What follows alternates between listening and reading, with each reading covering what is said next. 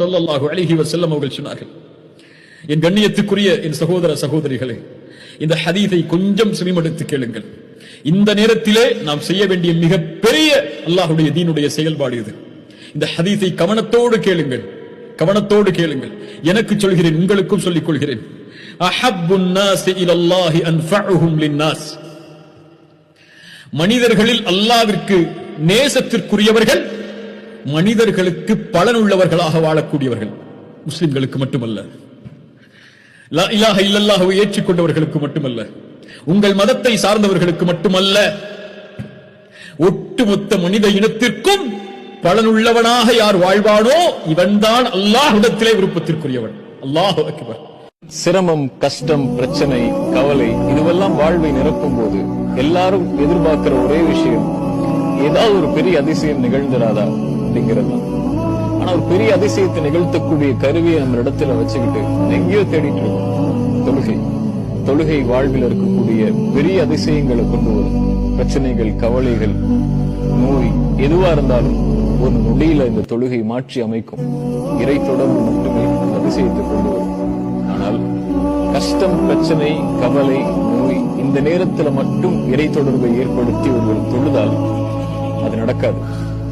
மகிழ்ச்சி, ஆனந்தம் இறைவன் அதிகமா கொடுக்கும் போது யார் இறைவனை அதிகமா நினைவு கூறுறாங்களோ கஷ்டத்தில், பிரச்சனையில் அவன் அவர்களை நினைவு கூறுவான்.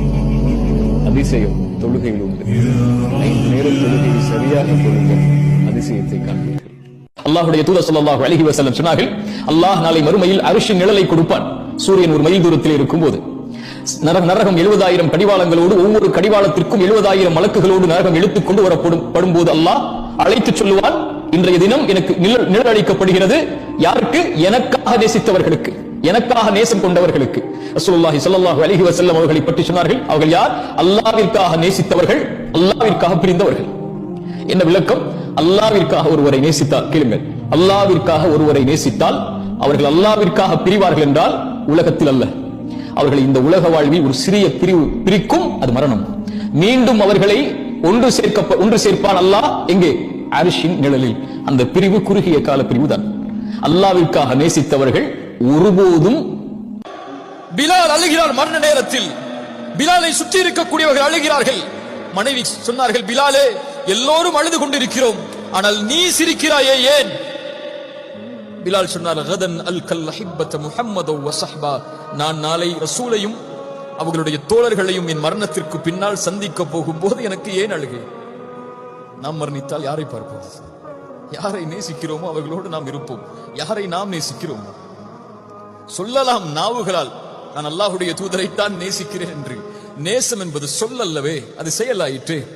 தனியாதான் வந்தோம் இந்த உலகத்துக்கு, தனியாதான் போகவும் போறோம். நாளைக்கு தனியாதான் நம்மளை படைச்சவனும் நம்மளை விசாரிக்க போறான். நம்ம செயலுக்கு நம்ம தான் பொறுப்பாக போறோம். படைச்சவன் அவன் சொன்னானே ஏன் கேட்கல, இவன் சொன்னானே ஏன் கேட்கல, அவன் அப்படி மாத்த சொன்னானே ஏன் உன் வாழ்க்கையை மாத்தல, அப்படி ரெஸ்ட் பண்ண சொன்னானே ஏன் போடல, இப்படி எல்லாம் கேட்க போறது இல்ல.